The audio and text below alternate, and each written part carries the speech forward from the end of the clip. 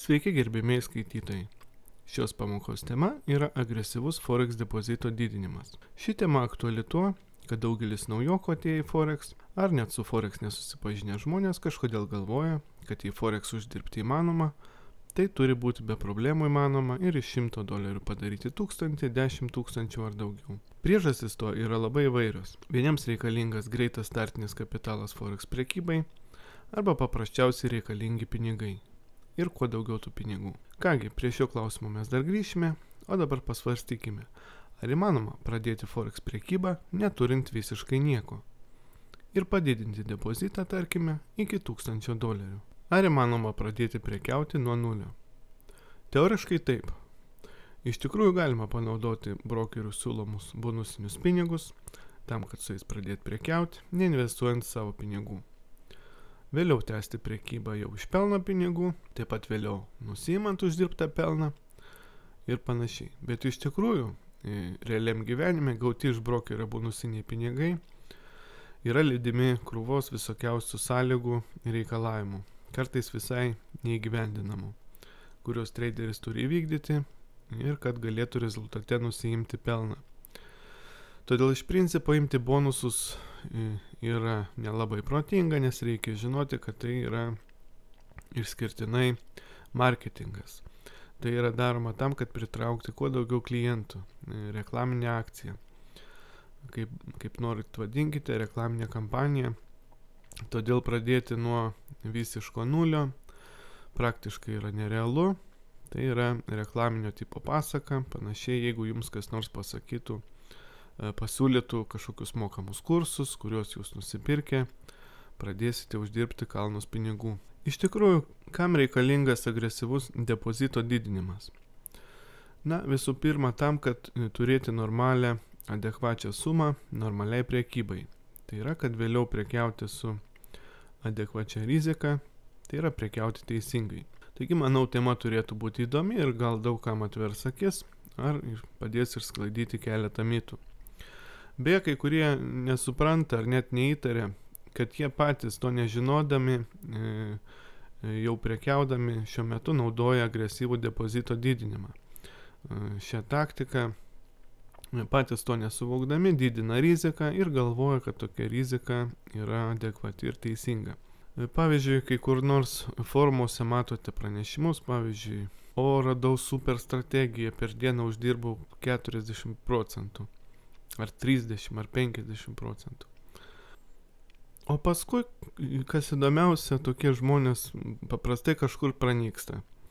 Tai yra, uždirbo žmogus per dieną 40%, uždirbo per mėnesį 600%, o paskui tas žmogus ima ir išgaruoja.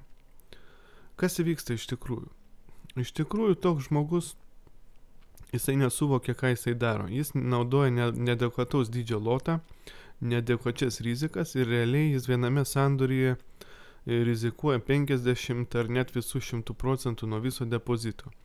Ir jis galvoja, kad jis prekiauja protingai, bet rezultate sąskaita sudegina, būtent dėl padidintos rizikos ir paskui dažniausiai pradeda kažką kaltinti, tarkime, kaltinti brokerį, kad blogas brokeris, bloga strategija, blogas Forex puslapis, kuris sužinojo apie tą strategiją, tai yra pradeda visus kaltinti ir žmonės iš pradžių nesuvokia, nežino, kas yra rizika, kokie yra adekvačios rizikos dydžiai ir rezultate, naudodami nepamatuotas rizikas, padidina depozitą 2-3 kartus, o paskui sudegina. Kas nežino apie adekvačias rizikas Forex prekyboje, galite pažiūrėti, yra keletas pamokų pas mus portale, vadinasi kapitalo valdymas arba money management. Galima rasti ir video, ir pagalbinį robotą, kuris automatiškai paskaičiuoja loto dydį. Ir jo pagalba galite apskaičiuoti reikalingą riziką savo prekyboje, kad išstatytumėt teisingo dydžio stopus sutinkamai su jūsų depozitu. Tai yra, kiek procentų jūs rizikuojate kiekviename sandoriuje. Priminsiu, adekvati rizika Forex prekyboje yra nuo 1 iki 3% viename sandoryje. 5 procentų rizika viename sandoriuje jau yra labai nemažai. Taigi, jei žmogus atsidarė sąskaitą su $100 ir vienas jo sandoris yra 0,1 loto dydžio, jau yra blogai. Jau žmogus nesupranta, ką jis daro. Todėl, kad apskritai suprasti, ar jūs adekvačiai prekiaujate, ar jūsų taktika jau yra agresyvus depozito didinimas, verta žinoti, ar jūs naudojate adekvačią riziką, tai yra rizikuojate nedaugiau kaip 1,3 procentus viename sandorėje. Todėl rekomenduoju atsisiųsti šį robotą, jis padės jums suprasti ir parodys, ar jūsų rizika yra adekvati. Ir po ko jūs tikrai žinosite, kokia rizika yra neadekvati. Tam tikslo, jei sugalvotumėt užsiimti agresyvių depozito didinimu. Apskritai, kas yra agresyvus depozito didinimas? Daugelis galvoja, kad tai yra kažkokia tokia super strategija, kurioje nebūna nuostolingų sandorių. Ir kiekvienas rinkos judėjimas yra potenciali proga atsidaryti sandorį. Iš tikrųjų, agresyvus depozito didinimas nėra kažkokia konkreti strategija, o tai yra prekyba su padidinta rizika. Tai yra, jūs iš anksto žinote, kad naudojate padidintą riziką, kad jūsų šansai pralaimėti yra kur kas didesni, nei naudojantis adekvačią prekybą, ir bandote padidinti savo depozitą keletą kartų per nedidelį laikotarpį, bet tarkime per keletą dienų, per savaitę ar per 2. Žinoma, priklauso nuo prekybos laiko intervalo. Kam apskritai reikalingas agresyvus depozito didinimas, padidintos rizikos taktika? Ji gali būti naudojama tik tuo atveju, jeigu jūs norite pasiekti tam tikrą sumą ir vėliau jau prekiauti šią sumą adekvačiai laikantis rizikos taisyklių. Mes žinome, kad Forex rinkoje egzistuoja skirtingos grupės traderių. Žinome, yra investiciniai fondai, yra bankai, yra šalių vyriausybės, kurios kartais sudalyvauja, tarkime, Japonijos vyriausybė. Yra traderių organizacijos įvairios, be abejo yra traderiai su stambiu kapitalu nuo keleto milijonų $. Ir yra toks vadinamas sluoksnis retail traderių, kurių depozitas yra nuo $1000 iki, tarkim, 100 000, 500 000. Tai yra depozitas nuo $1000. Ir tai, kas yra piramidės apačioje, tai yra traderiai, kurių depozitas yra mažesnis nei $1000. Tai yra jų sandoriai yra visai maži, jų prekybos taktika kaip taisyklė neišsiskiria kažko ypatingo. Tokie traderiai labai daug nemasto ir grubiai tariant žaidžia. Ir jeigu pas jūs nėra galimybės turėti sąskaitoje $1000, tai jums gali būti teisinga išeitis, teisingas sprendimas agresyvaus depozito didinimo taktika. Tai yra prekyba su padidinta rizika tam, kad pasiekti, tarkime, tą patį $1000, pasiimti jį iš rinkos ir paskui jau pradėti prekybą su adekvačia rizika, protingų money management, kaip ir kalbėjome aukščiau. Tai yra, ką jūs darote? Jūs prekiaujate su kažkokia nedidelė suma, tarkime $50, $100, 500, iki to momento, kai uždirbsite $1000. $1000 uždirbote, pereinate prie adekvataus money managemento. Ir jau prekiaujate ramiai su gražia statistika, kur vėliau galbūt atidarysite pagal tą statistiką PAM sąskaitą, jei stabiliai per mėnesį uždirbsite 4-5 procentus ir pas jūs atsiras investuotojai ir jūs palaipsniui didinsite savo pajamas, jau ne padidintos rizikos dėka, o dėka pritrauktų pinigų, pritrauktų investuotojų pinigų. Kodėl $1000? Todėl, kad pradedant su $1000, su lotu 0,01 galima taikyti adekvačią riziką praktiškai bet kokiai strategijai.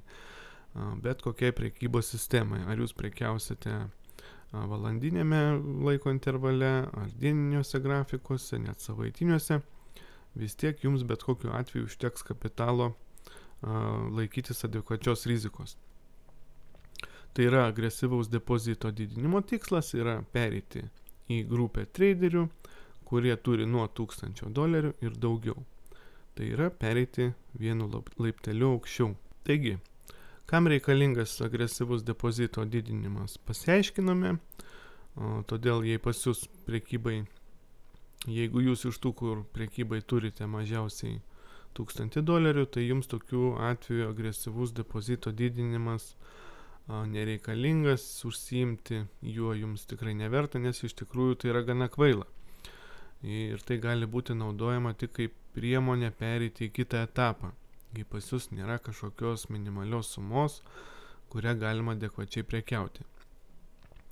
Todėl jei turite $1000, tai tikrai neverta, nesukite savo galvos, jums agresyvus depozito didinimas tikrai nereikalingas. Taigi, 2 rūšių didinimas. Kalbant paprasčiau, yra kažkokia nedidelė suma, $50, $100, ir mūsų užduotis padidinti ją iki 1000. Ir po to jau prekiauti su adekvačia rizika, naudoti nedaugiau kaip 1-3% viename sandorėje nuo depozito. Ir prekiauti jau žiūrint į ateitį, stabiliai ir po truputį. Kol $1000 nėra, galima pabandyti šią didinimo taktiką, didinti riziką ir pasiekti tikslą uždirbti $1000 ir vėliau jau prekiauti, kaip kalbėjom, adekvačiai. Taigi, 2 tipų didinimas. Tai yra didinimas automatinis, robotais ir rankomis. Abiems didinimo tipams, kokį nuspręstumėt rinktis, aš rekomenduoju naudoti centinės sąskaitas. Kodėl? Kas yra centinės sąskaitos? Tai yra sąskaitos, kuriuose balansas yra matomas centais. Tarkime, jūs atsidarėte centinę sąskaitą, įnešėte $20, tai klasikinėje standartinėje sąskaitoje ir matytųsi $20, o centinėje sąskaitoje jau matysis kaip 2000 centų. Tai yra, pas jūs atrodys, lyg būtų $2000. O iš tikrųjų bus $20, bet visi skaičiavimai, bendras balansas bus lyg tai būtų $2000. Bet tai bus ne $2000, o 2000 centų. Ir loto dydžiai bus kaip įprastose sąskaitose, tačiau vieno punkto kaina bus atitinkamai mažesnė. Tarkime, jei loto dydis yra 0,1, tai vieno punkto kaina bus 1 centas. O jei loto dydis 0,01, tai vieno punkto kaina bus 1/10 cento. Tai yra, jūs turėsite galimybę dirbti su mažais lotais ir su tais pačiais $20 laikytis bet kokio MM, tai yra money management. Be abejo, tai puikiai treniruoti ir prekybai ir su adekvačia rizika. Ir nors apčiuopiamų pinigų jūs iš centinės sąskaitos neuždirbsite, bet įgausite prekybos praktikos.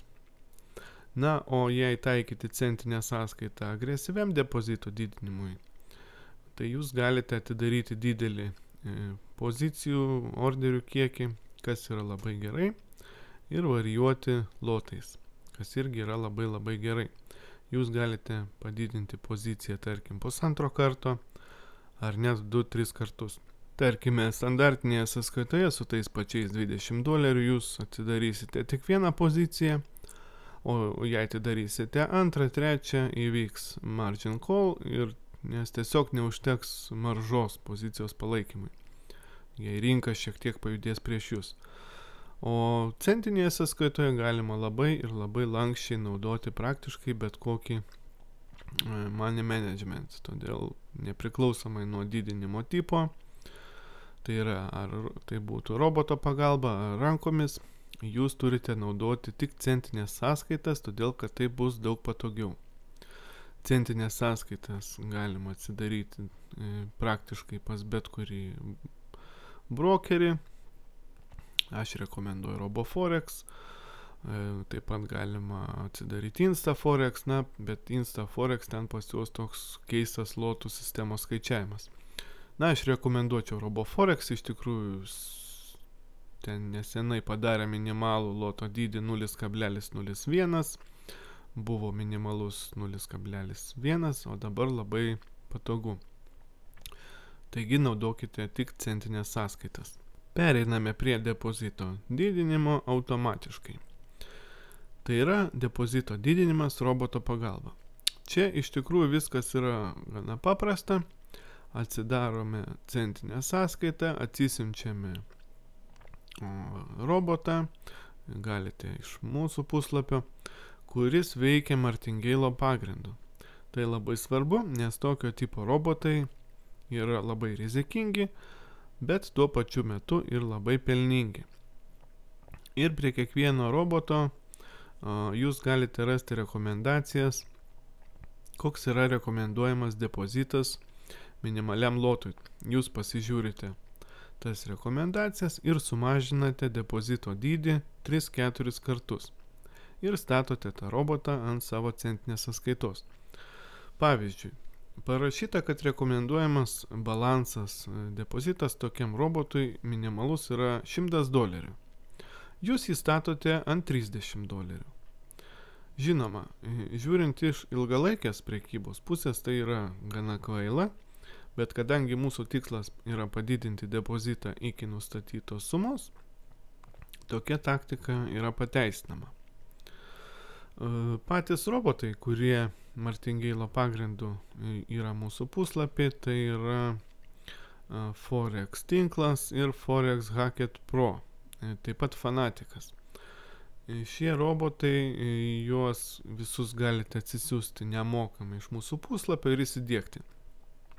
Tai yra, algoritmas yra toks, susirandate robotą Martingale pagrindu, žiūrite, koks rekomenduojamas depozitas, pavyzdžiui, parašyta $100, atsidarote centinę sąskaitą su depozitu 3 kart mažesniu nei rekomenduojamas. Parašyta $100, jūs atsidarote sąskaitą 25 arba $30. Jūs statote robotą prekiauti, iš anksto žinodami, kad rizikos yra neadekvačios ir rezultate gaunate atitinkamai didesnį pelną su didesnėmis rizikomis. Aišku, jei pastatyti tokį robotą Forex tinklas ant... Aš jau nepamenu, ten atrodo $250 minimalus depozitas centinėje sąskaitoje. O jūs statote ant 50 arba ant 70. Tai be abejo, 3-5 mėnesių bėgė tokia taktika sudegins jūsų sąskaitą. Tai reikia žinoti, čia viskas logiška ir suprantama, bet mūsų tikslas yra kaip galima greičiau padidinti iki tam tikros sumos ir nuimti pinigus. Visiškai realu per tą laiką padidinti įdėtą sumą 3-4 kartus, o vėliau nusiimti jau ir vėliau tęsti prekybą jau adekvačiai, kaip ir kalbėjome anksčiau. Taigi toks yra algoritmas darbui su robotais. Čia nėra svarbus būtent koks robotas, svarbiausia, kad jis būtų Martingale pagrindu, kadangi mus domina didelis pelningumas per trumpą laiką. Jūs žiūrite, koks rekomenduojamas jo minimalus balansas, sumažinate jį 3-4 kartus ir paleidžiate robotą ant centinės sąskaitos ir prekiaujate iki tam tikros sumos. Manau, algoritmas aiškus. Pereiname prie agresyvaus depozito didinimo rankiniu būdu. Čia galima kiek kitaip prekiauti, daug lanksčiau ir galima gal pasakyti, kad daug įdomiau ir gal net pažymėtina, kad su mažesnė rizika. Tuoj pasiaiškinsime, kodėl. Prekiaujant rankomis taip pat geriausia naudoti centinės sąskaitas, nes tas mums leis daug lankščiau naudoti mūsų rizikas. Ir pereikime prie vaizdinio pavyzdžio. Manau, daugelis esate girdėję ir daugelis turbūt žinote, agresyvus depozito didinimas rankiniu būdu yra naudojamas pozicijų vidurkinimas. Tai yra tokia supaprastinta Martingale rūšis, kai pabandysim papaišyti, kai yra tokia, kai atidaromas, tarkime, eina kažkoks trendas su korekcijomis, tarkime, į viršų ir traderis galvoja, kad kaina kils toliau ir atidaro, tarkime, šioje vietoje pirkimo sandorį. Kaina, tarkim, šiek tiek pakyla ir krenta. Ką daro tokie depozito didintojai? Jie žemiau atidaro dar vieną pirkimo orderį, kaina eina toliau žemyn, jie atidaro dar vieną, galvodami, kad kaina tuoj pradės kilti aukštyn, bet kaina juda dar žemiau, jie atidaro dar vieną pirkimą, kaina eina dar žemiau, dar vieną pirkimą, ir paskui, kaip taisyklė, pas juos baigėsi pinigai, nebeužtenka maržos, kitaip tariant, baigėsi depozitas ir sąskaita neretai sudeginama. Tokia strategija vadinasi pozicijų vidurkinimas. Psichologiškai, ko bijo tokie traderiai? Jie bijo stopų. Kaip tokio reiškinio apskritai, jie vengia, kad pas juos suveiktų stopas. Nes jų strategija yra sukonstruota taip, kad nebūtų stop loss orderio apskritai. Ir jei pozicija eina priešingai, tai pas juos dažniausiai pusė depozito sėdi minuse. Ir galutinėme rezultate keletas tokių papildomų sandorių prieš trendą ir bendras suminis nuostolis priveda prie stop outo, prie margin call'o ir jie pralošia savo depozitą visiškai. Ką galime padaryti šioje situacijoje? Galima naudoti panašų orderių tinklą, bet šiek tiek kitaip. Kitas pavyzdys, tarkime, kaina juda į viršų ir mes kažkur čia nupirkome ir stopas pas mus kažkur čia. Nesvarbu kur, priklauso nuo laiko intervalo. Tarkim 10 punktų. Kaina eina toliau, mes atidarome dar vieną poziciją, antrąją. Jei kaina tęsia judėjimą mūsų pusę, toliau atidarome trečią poziciją. Ir šiuo atveju pirmoji mūsų pozicija užsidaro kažkur štai šioje vietoje, virš antrosios. O antroji atitinkamai kažkur čia, virš trečiosios. Trečia pozicija kažkur štai čia užsidarys. Tai yra, jei kaina juda į mūsų pusę, tai ką mes gauname? Mes gauname tą patį efektą, iš esmės, jei prekiautume 3 kart didesnių lotų. O tarkim, jei pas mus tokių orderių bus 5, 1 nupirkom, 2 nupirkom, 3 nupirkom, 4 nupirkom, 5 nupirkom. Tai yra atitinkamai take profitai nedideli, 1, 2, 3, 4, 5 orderis. Manau, esmė suprantama, kaina eina į viršų ir mes kažkiek n punktų atidarome tokį pat orderį su tokiu pačiu take profitu ir su tokiu pačiu stopu. Ir ką mes darome? Pirmą orderį mes atidarome, jo stopas kažkur čia ir jei kaina pradėtų judėjimą prieš mus, tarkime, nukristų, stopas suveiktų štai šioje vietoje, velniai nematė, laukiame kito signalo pagal mūsų sistemą, tačiau jei mes pagauname trendą, šiuo atveju, tai mes išspaudžiame iš jo maksimumą. Atkreipkite dėmesį, jei jūs atidarytumėt sandorį ne 5, kaip šioje vietoje, šiuo atveju, o vieną sandorį su 5 kart didesniu lotu, tai suveikus jo stopui, jis bus irgi atitinkamai 5 kart didesnis, jei kaina eitų prieš mus. O šiuo atveju, šiuo būdu mes atidarinėjame papildomas pozicijas tik tuo atveju, jei kaina eina į mūsų pusę. Ir kas būtų, jei mes atidarome pirmą orderį, antrą, trečią ir kaina, tarkime, pradėtų judėjimą šioje vietoje žemyn. Pas mus suveiktų štai trečiojo orderio stopas, kažkur čia suveiktų trečio orderio stopas, bet atkreipkite dėmesį, kad tarkime antras orderis, antras orderis nepasiekė take profito, bet atkreipkite dėmesį, kad atidarant trečiąjį orderį, pas mus antrasis orderis buvo pervestas į nenuostolio zoną. Todėl pagal antrąjį orderį mes nieko neprarandame, o pirmojų orderių mes paimam take profitą.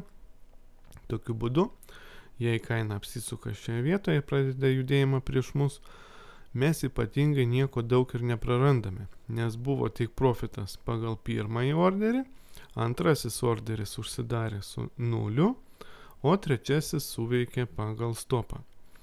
Ir kadangi šioje situacijoje lotai pas mus buvo vienodi, tai bendrame rezultate mes nieko nepraradome. Taip pat, žinoma, ir nieko neuždirbame. Bet tuo atveju, jei kaina būtų judėjusi toliau į viršų, tai yra mes būtume pagavę didelį trendą, kaina eitų toliau ir toliau, mes rezultate paimtume daug take profitų, atidarinėdami kas n punktų kiekviename sandorėje. O nuostoliai pas mus visada būtų apriboti. Tai yra take profitas 1, 2, 3, 4. O toliau orderį eina laisva eiga ir kaina net jei vėliau sugalvoja apsisuk, tai pirmieji orderiai jau būtų seniai užsidarę su pliusu, o mes gauname tik vieną stopą, viso labo vieną stopą ir vieną orderį su nenuostoliu. Tai yra su 0. Štai maždaug taip. Toliau, kokia gali būti taikoma prekybos strategija, prekybos sistema tokiam prekybos būdui. Į principę strategija gali būti bet kokia, bet ji turėtų būti tiksli. Tai yra strategijos, kur yra daug įėjimų, su maža rizika ir dideliu take profitų mums netiks. Reikalinga strategija, kai yra nedidelis take profitas, atsižvelgiant strategijoje naudojamą laiko intervalą ir reikalingi dažni įėjimai. Nes depozito didinimas suprantamas kaip veiksmas per trumpą laikotarpį. Ir dar vienas patarimas, bet kurioje strategijoje, jeigu yra signalai ar modeliai, kaip norite, kai vienu metu modelis atrodo nei šioks, nei toks, o būna, kai modelis būna labai gražus, tai tarkim atrodantis kaip iš vadovėlio, kaip iš knygos, kaip iš paveikslėlio. Todėl stenkitės imti būtent gražius signalus, o kitus tiesiog ignoruokite. Jei naudojate price action strategiją, kas gali būti pin barai ant palaikymo pasipriešinimo lygių ir pagal trendą, išorinio baro modeliai, vėlgi tik gražus modeliai, kurie atrodo kaip pavyzdžiai iš vadovėlio. Strategija iš principo gali būti bet kokia. Taip pat verta paminėti, kad kas naudos šią strategiją, būtinai pasitreniruokite ant demo.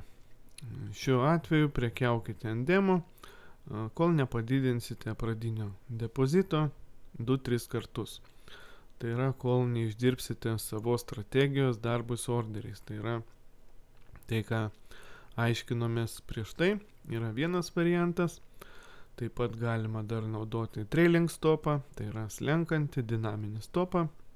Galima eksperimentuoti su take profitais, galima ilgesnį take profitą statyti, pavyzdžiui, pirmajam orderiui, toliau naudoti mažesnį. Taip pat eksperimentuoti galima su orderių kiekiais, tai yra, kiek jūs planuojate pasiimti iš einamojo trendo. Tai yra, eksperimentuokite iš pradžių ant demo, minimum ant demo 2-3 kartus padidinkite pradinį depozitą ir tik po to pereikite ant realios sąskaitos. Būtent ant geriausiai ant centinės sąskaitos. Dar vienas svarbus momentas, aš manau daugelis tai supranta, kad su padidinta rizika yra daug didesnė tikimybė sudeginti savo depozitą. Todėl kas šiuo atveju yra svarbu. Kai jūs užsiemate būtent agresyvių depozito didinimu, jūs suvokite, kad prekiaujate neadekvačiai ir todėl taisyklė numeris 1, tai yra nuolat nusiimti uždirbtą pelną. Yra būtina nusistatyti savo kažkokį laiko periodą, kas savaitę, ar kas 2, ar pavyzdžiui kas 3 dienas, ar kas 2 dienas, jei prekiaujate ant M5 laiko intervalo ir nuolat nuiminėkite ant pusę uždirbto pelno. Tai yra, tarkime, uždirbote iš $50 100, nuimkite 25. Uždirbote dar 100, nuimkite 50.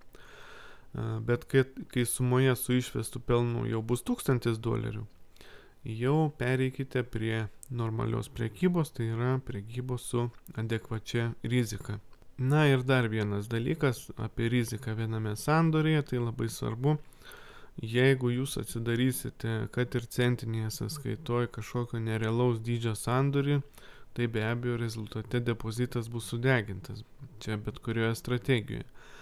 Todėl, jei naudosite metodą, apie kurį kalbėjome, tai yra orderių tinklą pagal einamąjį trendą, ne prieš trendą, o pagal trendą, tai optimalus variantas, jei bus naudojama daug orderių, tai rizika būtų 5-7% viename sandoriuje, nedaugiau. Kodėl? Todėl, kad jūs atidarote daug orderių, atidarote ne vieną, o daug, todėl jūsų 5% viename sandorėje su 5 orderiais jau bus 25%. Taigi tokiose piramidėse rizika viename sandorėje 5% jau bus padidinta rizika, nes orderių, kaip sakėm, atidaroma bus daug. Vėlgi, kaip pasiskaičiuoti riziką, atsisiunčiate iš mūsų puslapio pagalbinį indikatorių lot size ir galite naudotis juo.